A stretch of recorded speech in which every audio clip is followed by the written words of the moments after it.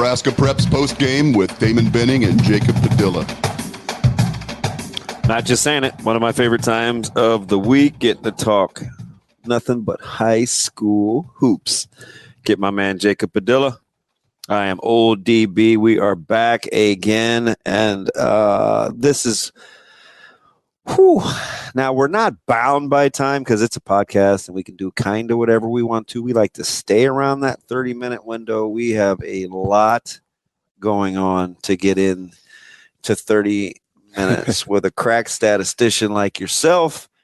And we got to cover a lot of hoops this week, man. So I'm pretty pumped. Yeah, it was an exciting week. I got to check out 3 games in person and another one on the stream. So managed to squeeze in quite a bit this last week. How you feeling otherwise as I take my nice sip of, golly, that tastes like old ice. That's okay.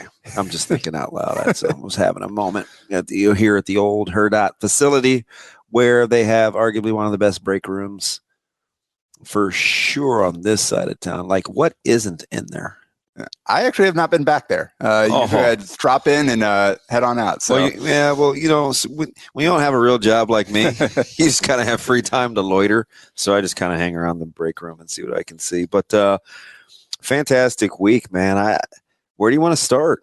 I mean, plenty of good games, few barometer games, some upsets, some revenge is a dish best served with a bucket. We saw some teams go back and make amends for some, Pius Northeast. Yeah, Pius turns that one. Pius turns around. Well, let's start there. Because I think we both like Northeast. Yeah, right. Again, we talked about before, but the thing about them is they're so solid and balanced. They go about 7 deep, and any of those 7 guys, I think all 7 of those guys have scored double digits at least once this season. Mm-hmm. Few of them have led them in scoring, so it's a different guy on any given day. But Pius, man, that was one of the better games I think they've played so far this year, pulling that thing out by 10. And what's made Northeast so good this year is the balance is one thing on offense, but it's been their defense. They were averaging, allowing 50 points a game, basically. During their 10-0 start.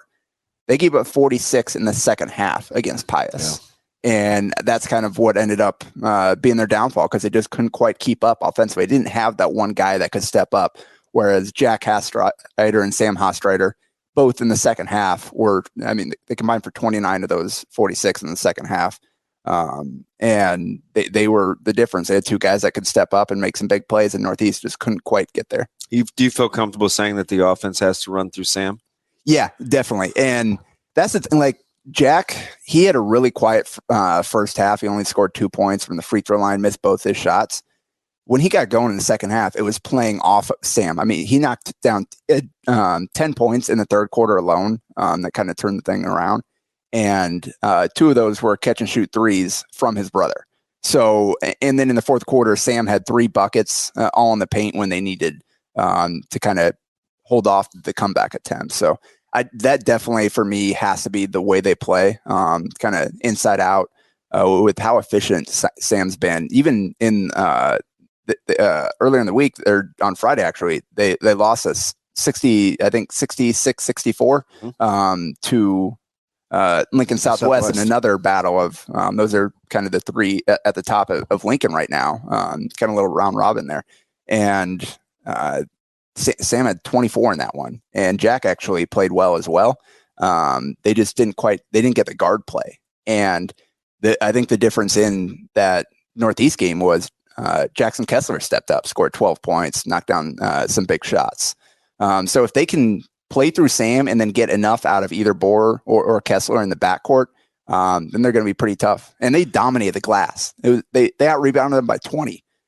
Brady Christensen had as many rebounds himself as the entire Northeast team. So they gave himself extra chances and took advantage of those. So, and you mentioned Southwest, who just has the 2 losses to Prep and to Northeast.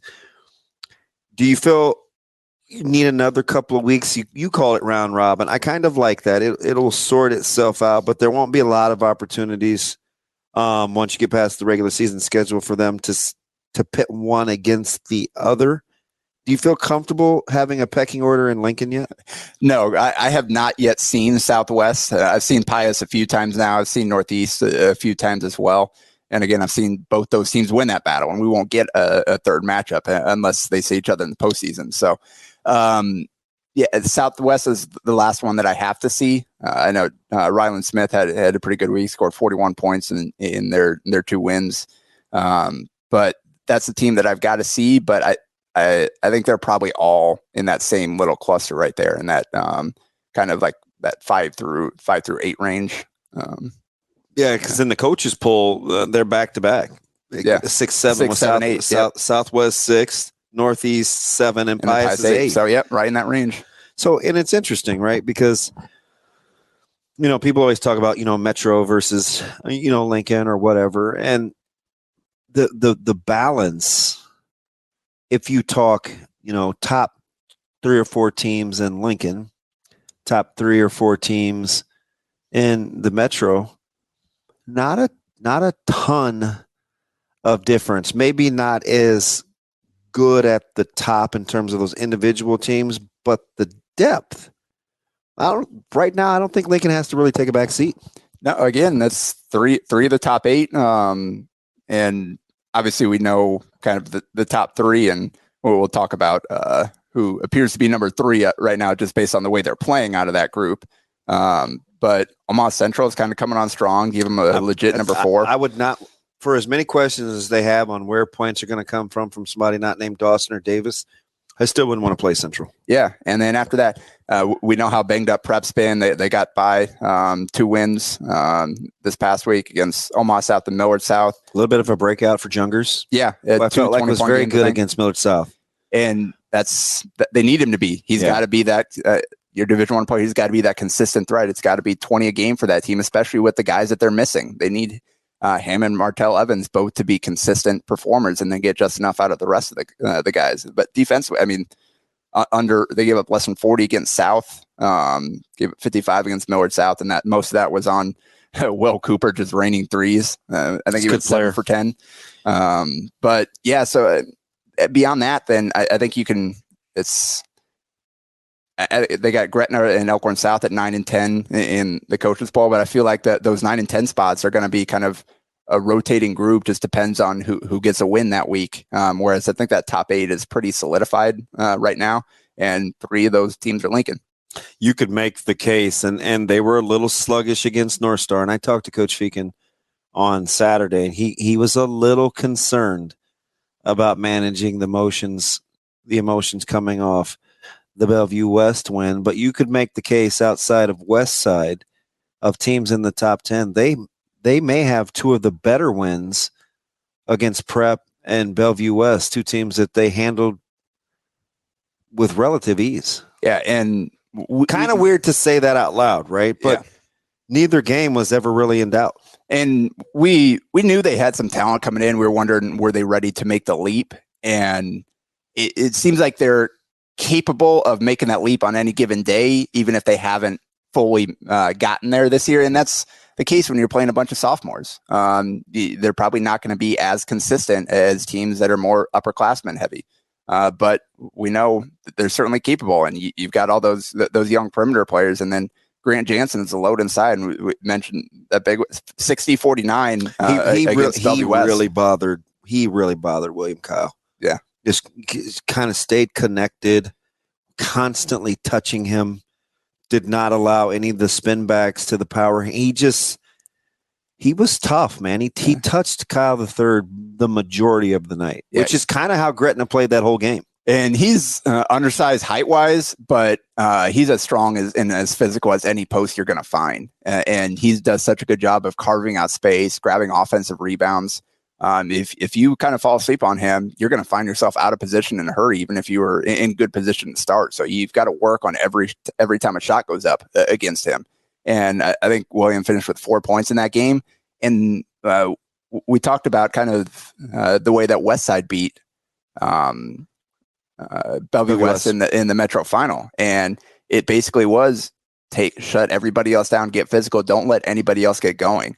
And in that game, Josiah Dotzler had 19 points. Evan Inselman had 13, and then nobody else had more than 7.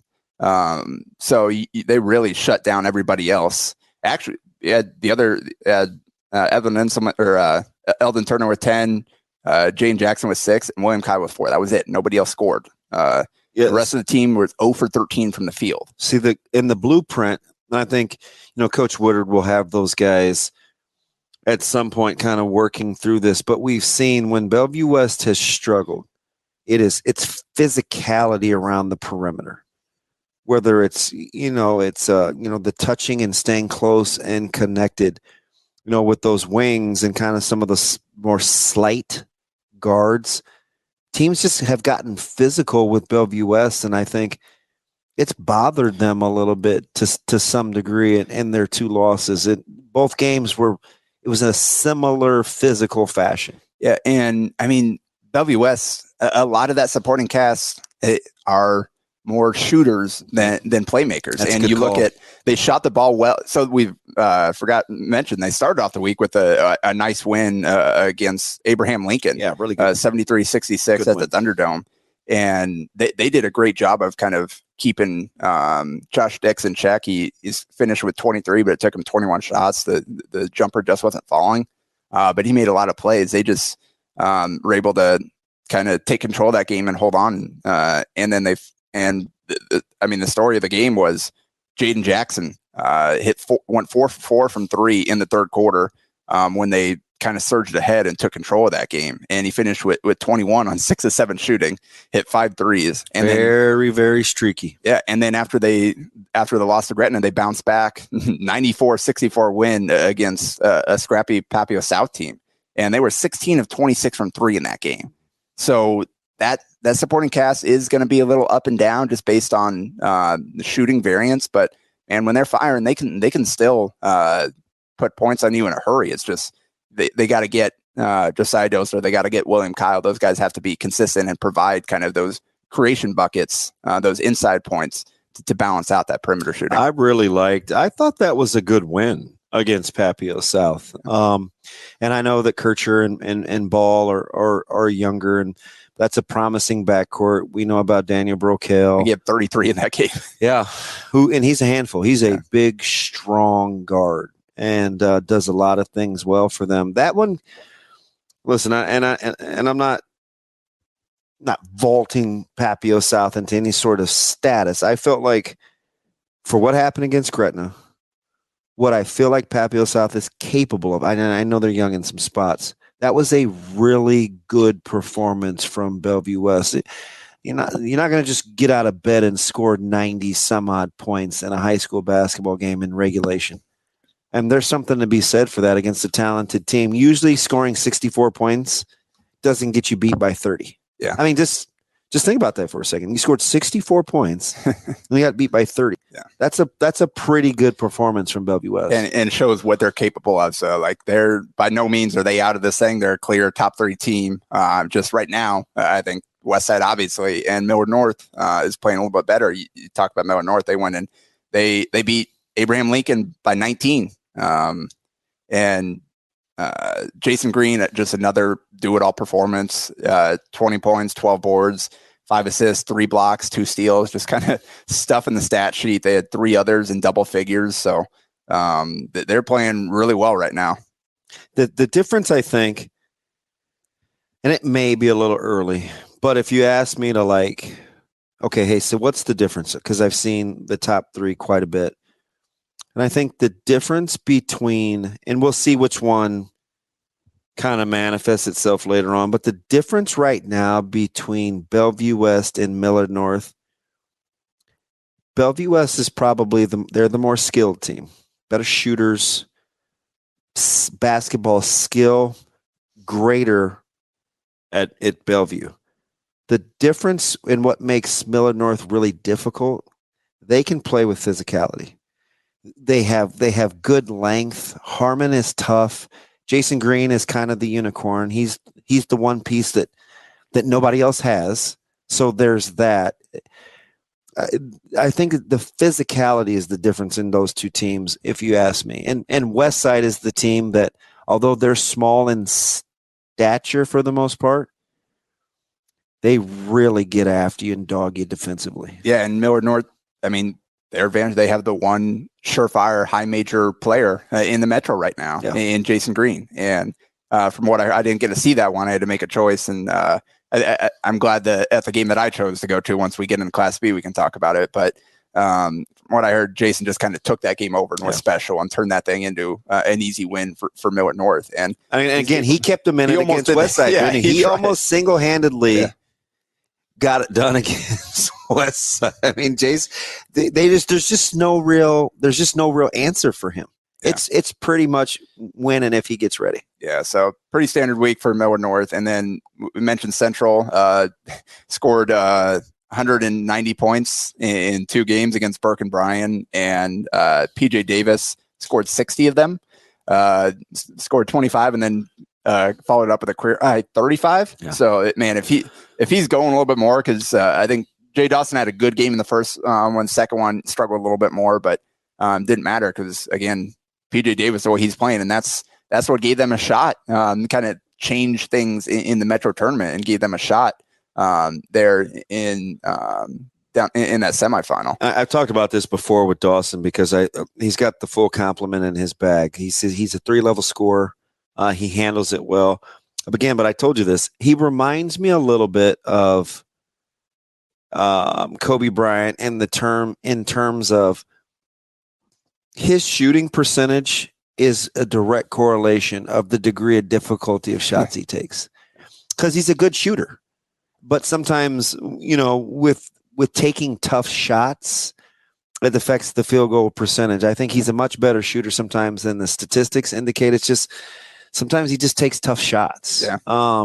And he's capable. If he doesn't settle, there's not very many spots on the floor he can't get to. Yeah. Right? I mean, you would agree with that, right? He can get to just about any spot on the floor he wants to when he wants to. It's just what he settles for. Yep. For sure. And that'll be the story all season long with them, but they did get more contributions from others in that game. I think they had like 5 guys in double figures in one of those games. And I think they're starting to get a little bit deeper now. They played more guys than they did in the Metro tournament, had you getting a few guys back that might have been out of the lineup that are now available.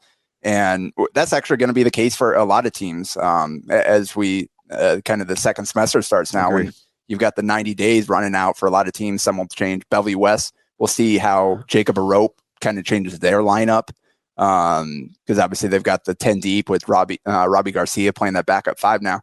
It sounds like Jacob's just been dominating at the JV level, so it sounds like he's ready. So it'll be interesting to see how they handle that lineup. So I think the thing with them going forward is how do they handle their roles? Yeah. Right.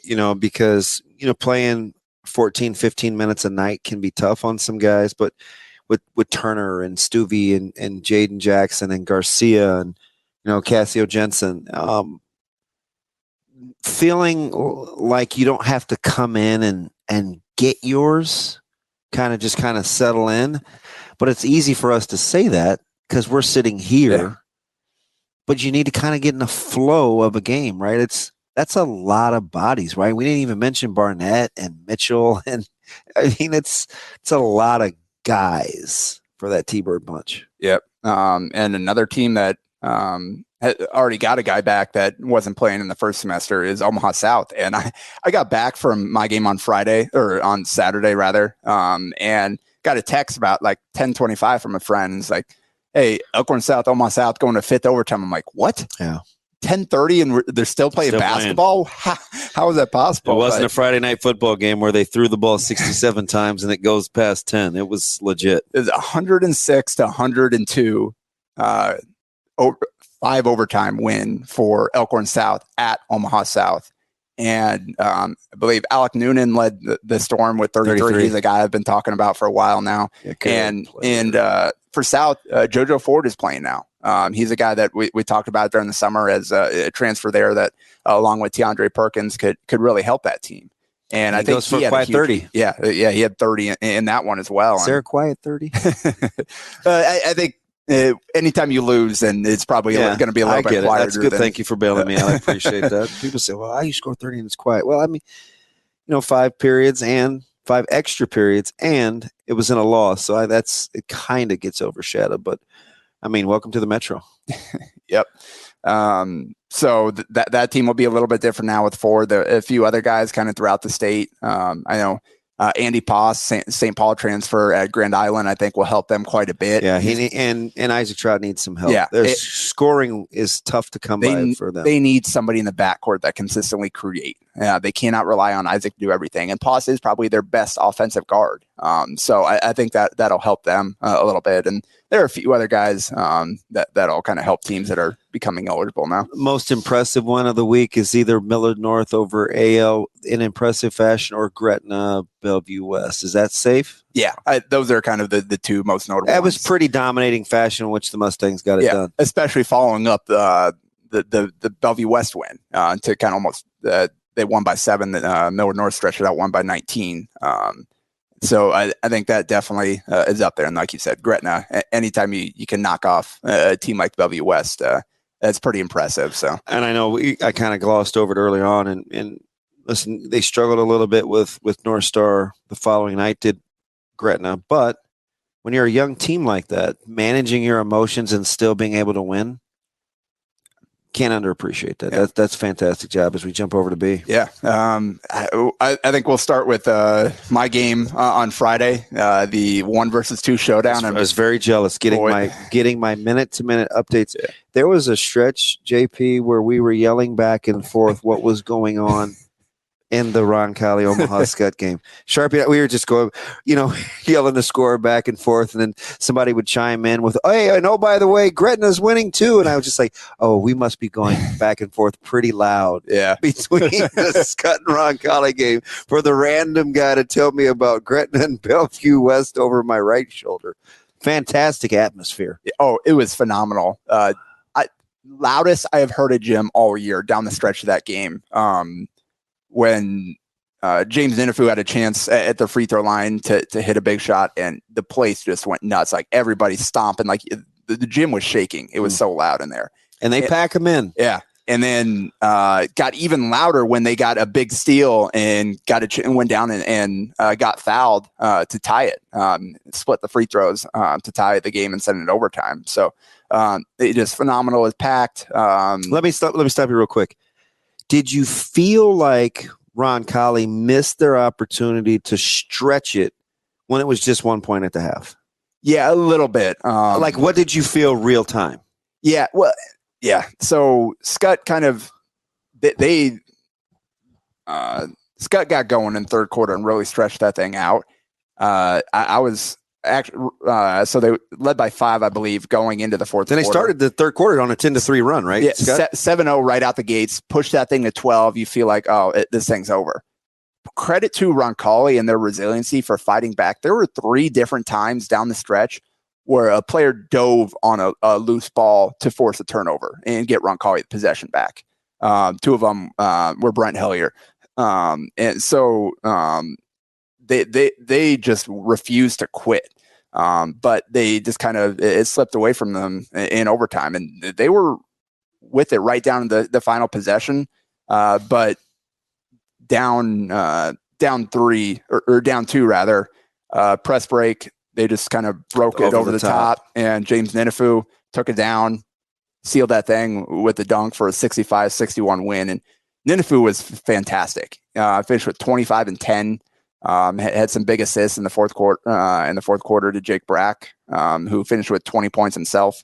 And the thing is, it does feel like a huge missed opportunity for Roncalli because 1, it's in their place, and 2, Scott was shorthanded. They were missing 2 of their projected starting 5 heading into the year. Mitch Scholl hurt his knee on the first practice of the season. Good big body. I didn't even realize they were playing without him because I hadn't seen them before this game. And then Grant Dvorak missed the game. He was 6. So those are 2 of your projected top 5 there. And Scott still to be able to go into that environment and pull out that win says a lot about where they stand in Class B right now. How comfortable are you saying? Because I do think I kind of slid Roncalli up into that upper echelon. We'd had Scott kind of slated by themselves. That 2 of the top 3 players in B both share the same namesake in Jake. Yeah, for sure. And they both had pretty good games, although Scott did a great job of holding Jake Orr in check through early on in the game. And foul trouble didn't help. And he finished with 17 points, but they forced him into 17 shots to get there. And that's what Scott was so good defensively, and particularly at the rim.